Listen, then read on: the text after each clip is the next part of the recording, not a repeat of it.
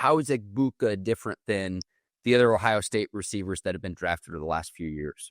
Yeah, it's a great question. I think when you're talking about like a Marvin Harrison Jr., for instance, right? Like that's a pure outside receiver. You would couple Emeka Egbuka comparatively for Ohio State receivers with like Jackson Smith-Njigba as a guy that is the most similar, I would say. Their body types are a little different. Egbuka's a little bit thicker, right? Like he's a little bit of a bigger slot comparative to Jackson Smith-Njigba. But he's a guy that I think is going to do his best on the inside. So, like, when I think of, like, Garrett Wilson was an outside in guy, right? Like, he can move around a little bit. Chris Olave was like a pure Z. He's going to play outside to the field, and he's going to be a route runner and a separator, like that type of thing.